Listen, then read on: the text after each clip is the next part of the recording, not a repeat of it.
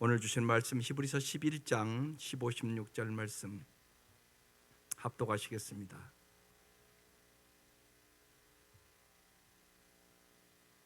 히브리서 11장 15절 16절입니다. 시작.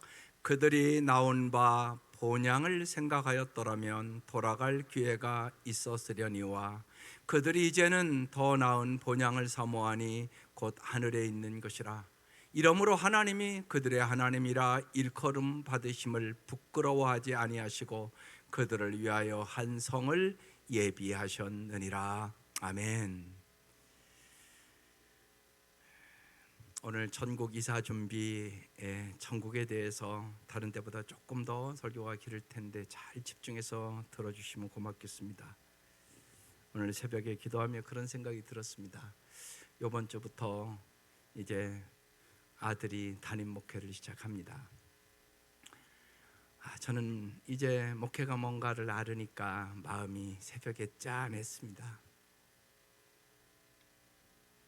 하나님, 은혜가 없이는 할 수 없는 목회 주께서 날마다 은혜를 베풀어 주옵소서. 여러분도 마찬가지입니다. 인생 사는 것이 너무 힘들지 않습니까? 어떻게 우리가 이 험한 세상을 이길 수 있겠습니까? 날마다 특별히 주일날 여러분 꼭 은혜 받고 갈 수 있기를 바랍니다. 은혜를 받아야 여러분이 반드시 세상을 이길 수 있는 힘이 생기게 되는 것입니다. 오늘 이 말씀, 천국에 대한 소망을 갖는 것, 그것은 세상을 이길 수 있는 능력입니다. 장례식장에 가보면 종종 천상병 시인의 귀천이라는 시가 붙어 있습니다. 나는 하늘로 돌아가리라. 새벽 와 닿으면 쓰러지는 이슬 더불어 손에 손을 잡고 나 하늘로 돌아가리라. 노을빛 함께 단둘이서 기습에서 놀다가 구름 손짓하면은 나 하늘로 돌아가리라. 아름다운 이 세상 소풍 끝나는 날 가서 아름다웠다고 말하리라. 저는 우리 성도들이 이 세상에서 정말 주 안에서 항상 기뻐하며 쉬지 말고 기도하며 범사에 감사하며 정말로 소풍 온 것처럼 살았으면 참 좋겠습니다. 오늘 그 은혜가 임하시기를 바랍니다. 우리가 가야 할 천국, 오늘 말씀은 완성된 천국, 영원한 본향으로서의 천국관을 말씀드리고자 하는 것입니다. 특별히 히브리서 11장은 믿음의 장이라고 얘기합니다. 어렸을 때, 요새는 잘 안 부르는데 우리가 어렸을 때는 참 많이 불렀던 찬양이 있습니다. 돈으로는 못 가요 하나님 나라, 힘으로도 못 가요 하나님 나라, 거듭나면 가는 나라 하나님 나라, 믿음으로 가는 나라 하나님 나라. 믿습니까? 오늘 말씀이 그 말씀입니다. 다시 보겠습니다. 15절. 그들이 나온 바 본향을 생각하였더라면 돌아갈 기회가 있으려니와 그들이 이제는 더 나은 본향을 사모하니 곧 하늘에 있는 것이라. 이러므로 하나님이 그들의 하나님이라 일컬음 받으심을 부끄러워하지 아니하시고 그들을 위하여 한 성을 예비하셨느니라. 더 나은 본향을 사모한다고 그랬습니다.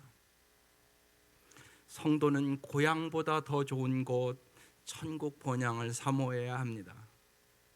미국에서 오랫동안 목회하는 친구들이 있습니다. 이제 저 나이 되니까 그 친구들 한결같이 목회 자리 있으면 한국 오고 싶다고 그럽니다. 그런데 올 자리가 없지 않습니까? 우리는 나이만 들어도 고향이 사모됩니다.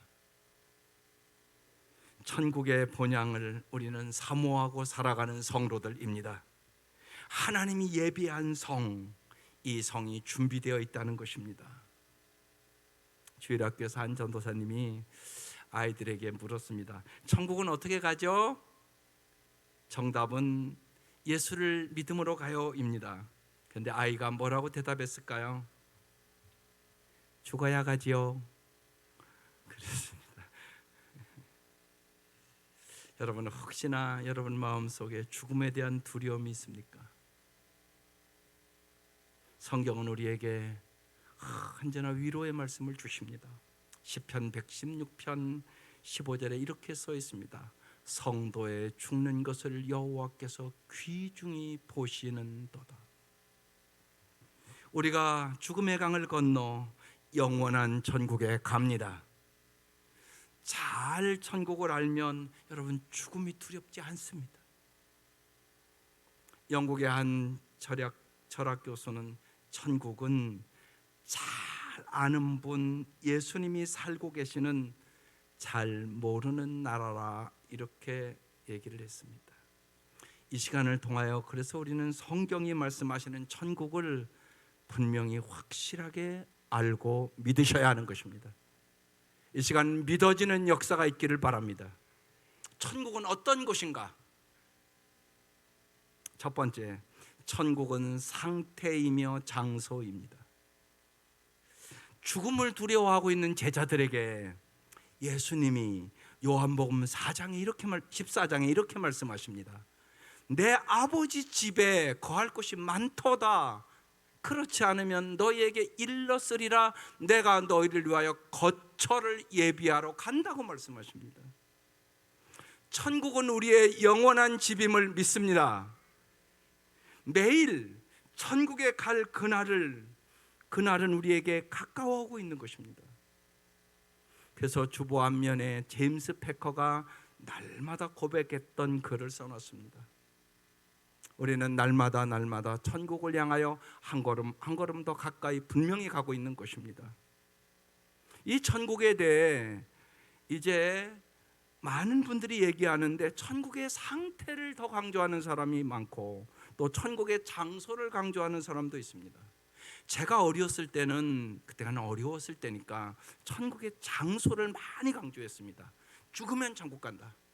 그리고 정말 천국에 대한 찬송가를 많이 했습니다. 요새는 별로 안 하지 않습니까? 실제로 성경은 상태와 장소를 다 강조합니다. 천국은 하나님이 다스리는 상태입니다. 쉽게 여러분, 내 마음을 하나님의 은혜와 사랑과 믿음과 소망과 섬김으로 지배하면 내 마음이 천국이 됩니다. 내 마음에 하나님의 은혜가 충만하면 내 가정을 아름답게 만드시는 능력이 생깁니다. 그래서 여러분 반드시 주일마다 은혜 받고 가셔야 됩니다. 그래 여러분 가정을 아름답게 만드시는 능력이 생기기 때문에 그렇습니다. 그래서 내 마음의 천국이 이루어지면 내 가정을 아름답게 하시는 능력이 생기고요, 내 가정이 아름답고 행복해야 우리는 세상을 변화시킬 수 있게 되는 것입니다. 그래서 내 마음 천국, 가정 천국, 교회 천국, 세상 천국을 확장해 나가는 사람들이 그리스도인인 것입니다. 이것은 상태를 얘기하는 것입니다. 물론 우리가 이 땅의 삶이 끝나면 장소의 천국을 가게 되는 것입니다. 그래서 천국은 하나님이 다스리는 상태이며 장소입니다. 천국은 내 마음에부터 시작되지만 장소에서 완벽히 완성되는 것입니다. 두 번째, 천국은 새 하늘 새 땅이며 하나님의 선물입니다. 요한계시록 21장 1절에 이렇게 시작됩니다. 또 내가 새 하늘과 새 땅을 보니 처음 하늘과 처음 땅이 없어졌고 바다도 다시 있지 않더라. 또 내가 보매 거룩한 성새 예루살렘이 하나님께로부터 하늘에서 내려오니 그 준비한 것이 신부가 남편을 위하여 단장한 것 같더라. 하나님이 단장하고 가장 아름답게 만든 그것을 기다리는 곳이 천국입니다. 놀랄만한 선물로 아름답게 준비하셨다고 말합니다. 어떻게? 결혼식장에 신부가 남편을 위하여 단장한 것 같더라. 여러분, 신부가 언제 가장 이쁩니까? 결혼하는 날 가장 이쁩니다. 가장 아름답습니다. 그렇게 지금 표현하고 있지 않습니까? 신부가 남편을 위하여 단장한 것 같이 가장 천국은 아름다운 곳이다. 믿으십니까? 그렇게 표현해 놓고 있습니다. 천국은 새 하늘 새 땅이며 하나님의 선물입니다. 세 번째, 천국은 지금의 이 땅이 완전히 새롭게 된 곳입니다. 요한계시록 21장 5절에 보좌에 앉으신 이가 이르시되 보라 내가 만물을 새롭게 하노라 하시고 또 이르시되 이 말은 신실하고 참되니 기록하라고 말씀합니다. 여러분 이건 잘 들어야 됩니다. 우리가 죽으면 중간 천국으로 갑니다. 무슨 말씀이냐 하면 하늘의 어디에 있는 곳입니다. 여러분 분명한 건 육체가 딱 죽으면 땅에 묻히든지 화장하든지 그래서 그러지 않습니까? 육신은 분명히 그렇게 사라집니다. 영혼은 어디 갑니까? 중간 천국을 간단 말입니다. 그러면 궁극적인 영원한 천국은 어디입니까? 이 땅이란 말입니다. 부활한 몸과 누리는 천국은 이 땅입니다. 요한계시록 그래서 21장 아까 봉독한 1절에 새 하늘과 새 땅을 준다고 얘기하고 있습니다. 지금의 이 하늘과 땅이 질적으로 완전히 새로워지는 하늘과 땅을 얘기하는 것입니다. 그래서 여러분이 주기도문에 뭐라고 얘기합니까? 나라가 임하옵시며 뜻이 하늘에서 이루어진 것 같이 땅에서도 이루어지이다. 이렇게 기도하고 있는 것입니다. 천국은 지금의 이 땅이 완전히 새롭게 된 것이다.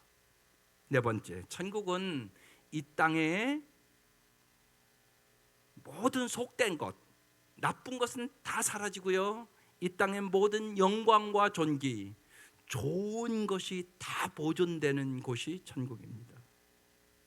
요한계시록 21장 26절 이하에 써놨습니다.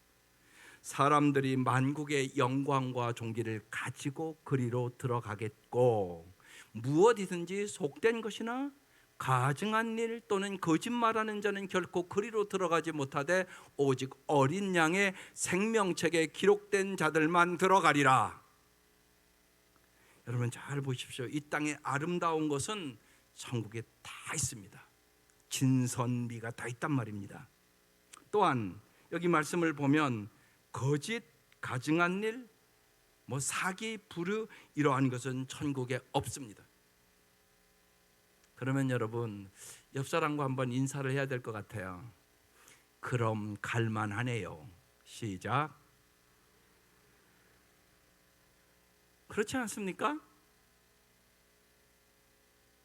갈만하단 말이에요, 정말이요. 다섯 번째, 천국은 완벽한 위로가 있는 곳입니다. 요한계시록 21장 3, 4절에 이렇게 써 있습니다. 내가 들으니 보좌에서 큰 음성이 나서 이르되 보라 하나님의 장막이 사람들과 함께 있음에 하나님이 그들과 함께 계시리니 그들은 하나님의 백성이 되고 하나님이 친히 그들과 함께 계셔서 모든 눈물을 그 눈에서 닦아주시니 다시는 사망이 없고 애통하는 것이나 곡하는 것이나 아픈 것이 다시 있지 아니하리니 처음 것들이 다 지나갔음이로라. 모든 눈물을 다 닦아주시는 것이 천국입니다. 천국은 영원한 위로가 있다는 것입니다.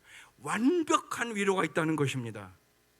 하나님은 이 땅에서도 우리를 위로해 주세요. 그래서 힘들고 어렵고 고통스러우면요 꼭 주님 앞에 와서 위로받으세요. 세상의 위로는 감당이 안 됩니다.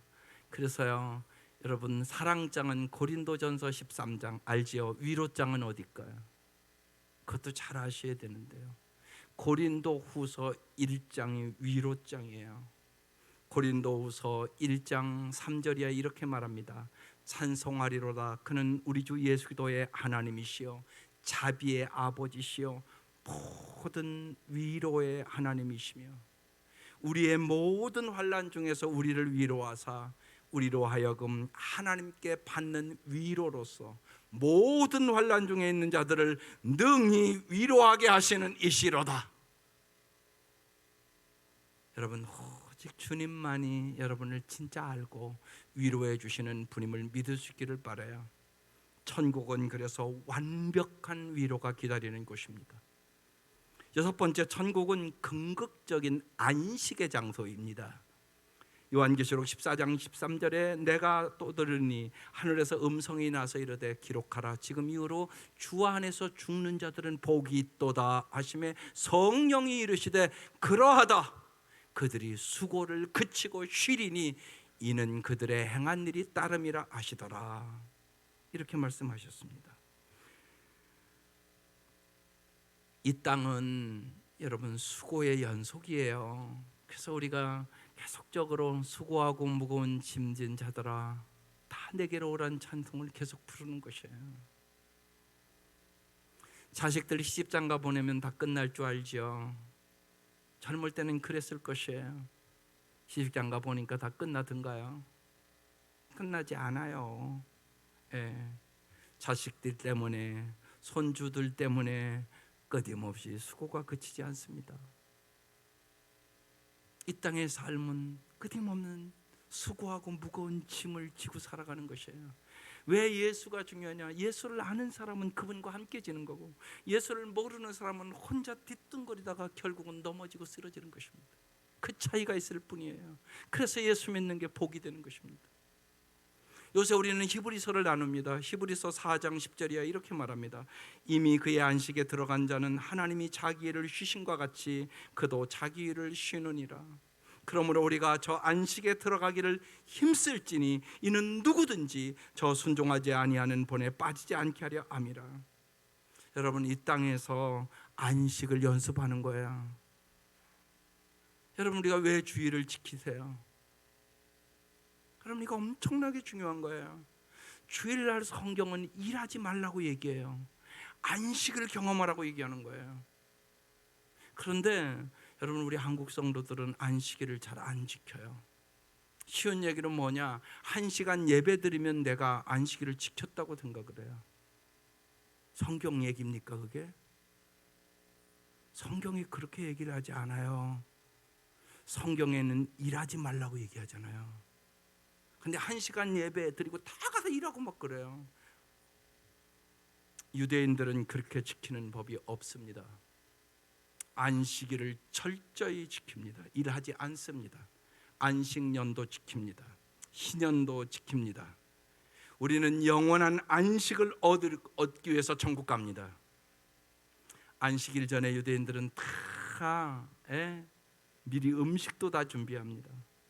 그리고 가까운 거리 회당에 가서 예배드리고 그날은 정말 온 가족이 즐기고 안식하고 하루 종일 안식합니다. 놀라운 역사가 있습니다. 창조적인 아이디어를 주고요, 정말로 유기를 힘있게 살아가시는 능력을 줌을 경험합니다. 우리는 왜 그 경험을 못하는 줄 아십니까? 그냥 1시간 예배드리니까. 참다운 안식에 대해서 다음에 자세히 말씀을 나누겠습니다. 그게 엄청나게 오늘 우리의 시대에 중요한 것 같습니다. 수많은 사람들이 힘들고 피곤하고 지치고 마음속으로 사는 게 왜 이렇게 힘드냐, 이런 사람들이 훨씬 많기 때문에 그렇습니다. 이유는 어디 있습니까? 우리가 참다운 안식을 누리는 법을 모르는 것입니다. 천국은 그런 것이 아닙니다. 정말로 참다운 안식을 주시는 천국을 여러분 사모하고 이 땅에서 여러분 안식을 누리는 법을 연습하면서 하나님이 주시는 그 힘으로, 하나님이 주시는 능력으로 하나님이 오늘도 일하심을 경험하는 저와 여러분 될 수 있기를 주의 이름으로 축원합니다. 일곱 번째, 천국은 즐거운 예배의 장소입니다. 예배는 영원히 계속되는 거예요. 요한계시록 4장 10절에 써 있습니다. 24장로들이 보좌에 앉으신 이 앞에 엎드려 세세토록 살아계신 이에게 경배하고 자기의 관을 보좌 앞에 드리며 이르되 우리 주 하나님이여 영광과 존귀와 권능을 받으시는 것이 합당하오니 주께서 만물을 지으신지라 만물이 주의 뜻대로 있었고 또 그 지으심을 받았나이다 하더라. 이들이 아주 경배와 찬양을 드렸습니다. 5장에는 더 깊이 얘기합니다. 큰 음성이 이르되 죽임을 당하신 어린 양은 능력과 부와 지혜와 힘과 존귀와 영광과 찬송을 받으시기에 합당하도다 하더라. 또 내가 들으니 하늘 위에와 땅 위에와 땅 아래와 바다 위에와 또 그 가운데 모든 피조물이 이르되 보좌에 앉으신 이와 어린 양에게 찬송과 존귀와 영광과 권능을 세세토록 돌릴지어다. 이게 예배입니다.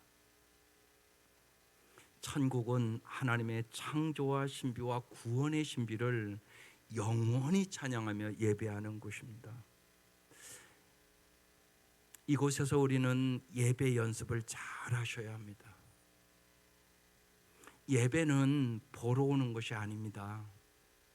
설교만 들으러 오는 것이 아닙니다. 예배는 드리러 오는 것입니다. 정말 주님께 찬양과 경배와 감사와 존귀와 영광을 드리는 것, 이게 예배란 말입니다. 그래서 여러분이 이곳에 오셔서 찬양 하나 부를 때, 기도 하나 부를 때 모든 것들을 몸과 마음과 뜻을 다하여 주님 앞에 존귀와 영광을 올려드려야 되는 것입니다. 신령과 진정으로 예배하는 연습을 여러분은 매주 잘할 수 있기를 바랍니다. 8번째, 천국은 성도의 성화가 완성된 영화의 장소입니다. 요한계시록 4장 4절에 그 보좌에 둘려 24보좌들이 있고 그 보좌들 위에 24장로들이 있고, 24장로는 모든 성도들의 대표를 얘기하는 것입니다. 흰 옷을 입고 머리에 금관을 쓰고 앉았더라, 이렇게 기록되어 있습니다. 여기 흰 옷은 거룩해졌다는 뜻입니다. 금관을 썼다는 얘기는 영화롭게 되었다는 의미입니다. 하나님은 거룩하시고 영화로우신 분이십니다. 천국은 이 주님을 닮는 것, 거룩하고 영광스러운 존재가 되는 곳입니다. 여러분을 하나님께서 하나님의 은혜로, 하나님의 능력으로, 하나님의 사랑으로 그렇게 지금도 빚어가고 있는 거예요. 매주 빚어가는 것입니다. 그래서 서로의 인격이 아름다워지고요, 서로 섬기고 사랑하고 배려하고 여러분 사는 곳, 천국, 여러분 천국에서 행복하는 것이 당연하지 않겠습니까? 여러분 마찬가지입니다. 여러분이 오늘 이 아침에 와서도 여러분이 은혜를 받으면 금방 여러분 가정이 달라집니다. 말이 달라집니다. 생각이 달라집니다. 정말입니다. 미움이 사랑으로 변합니다. 오해가 기쁨으로 변합니다. 그렇지, 주님이 나를 십자가에 죽기까지 사랑해 주셨는데, 나 같은 거 사랑해 주셨는데 그 은혜가 내가 임하잖아요. 그러면요, 모든 사람이 그럴 수도 있지 뭐, 사람이 다 그런 거지 뭐, 이렇게 딱 내 생각이 변합니다. 여러분 생각이 변하지 않으면 끊임없이 비판하고 정죄하고 잘난 척하고 나는 옳고 너는 틀렸다고 얘기하고, 여러분 그렇게 따지기 시작하면 여기 구원받을 사람은 한 사람도 없습니다. 여기 천국 갈 사람 한 사람도 없습니다. 그런데 하나님의 은혜가 임하면, 십자가의 능력이 내게 임하면 내가 변해요. 사람이 다르게 보이고요, 그 사람의 단점과 부족함이 세상 말로요 돛진 개찐이에요. 똑같단 말입니다. 그런데 내가 은혜로 구원받은 것뿐인 걸 깨닫기 때문에 내 마음의 천국이 이루어지는 것이에요. 하나님은 이 은혜를 이제 완성시켜서 천국에서 우리를 영원히 행복하게 살기를 원하시는 것입니다. 이것이 영화의 장소입니다. 9번째, 천국은 완벽한 치유를 경험하는 장소입니다. 요한계시록 22장 읽으면 언제나 은혜가 되는 곳입니다. 2절에 이렇게 말합니다. 같이 읽겠습니다. 시작. 길 가운데로 흐르더라. 강 좌우에 생명나무가 있어 12가지 열매를 맺된 달마다 그 열매를 맺고 그 나무 잎사귀들은 만국을 치료하기 위해서 있더라. 여러분, 이 땅에서는 끊임없이 우리가 부족하니까 서로 상처를 주고받고 삽니다. 예수님처럼 상처받은 치유자로 우리는 어떻게 받은 상처를 다른 사람에게 봉사하는 데 이용할 수 있을까 생각하며 살아가도록 성숙해야 하는 것이 그리스도인이에요. 우리는 다 상처를 받고 살아요. 그런데 주님께서 이 상처를 완전히 치료해 주는 것이 천국이라고 얘기하는 것이에요. 이 땅의 치료는요, 언제나 일시적이고 부분적인 치료예요. 어제 이사 신방을 제가 했습니다. 어느 권사님 그래요. 목사님, 나는 몸이 이렇게 아픈데 내가 날마다 기도하는데 힘들다고. 그래서 천국 얘기를 같이 말씀을 나누며 아주 부흥회를 했어요. 열심히 같이 통성으로 기도하고 그랬습니다. 여러분, 이 땅에서 완전한 치료가 있겠어요? 나이 들어서 아무리 여러분 과학이 발달하고 의술이 발달했다고 나 하나도 안 아프고 그런 삶이 어디 있어요? 이 땅에서는 그럴 수 없어요. 그런데요, 천국은 완벽한 치료가 있다고 말씀하는 거예요. 만국을 치료하기 위하여 있더라. 아멘. 생명수를 마시며 완벽한 치료를 경험하는 것이에요. 모든 영육간의 상처가 깨끗하게 치료되는 것이에요. 완전한 건강을 경험하는 곳이에요. 천국은 장애인이 없다고요. 천국에 가면 그리고 서로를 알아보게 돼요. 부활하신 예수님처럼 되는 것이요, 지금의 모습과는 완전히 다른 모습이에요. 가장 아름다운 완전히 치유된 하나님의 형상이 회복된 모습을 서로 보게 되는 것이에요. 그러니까 여기서 또 인사를 한번 하고 넘어가야 돼요. 그때 나보고 놀라지 마세요. 시작. 여러분 잘 생각해 보세요. 진짜 그때 나보고 놀라지 마세요. 여러분, 여러분의 얼굴에 이 땅에서 고통과 괴로움과 아픔이 많은 사람은 다 얼굴이요 이렇게 써 있어요. 여기에 근심, 걱정, 상처, 아픔 다 써 있어요. 그래서 얼굴이 이렇게 쭈그러드는 거예요. 이 얼굴이 다 펴지는 거예요. 완전히 치료받으니까. 그러니까 그때 나보고 놀라지 마세요. 그래서 그 인사를 하는 거예요. 여러분, 당연하잖아요. 진짜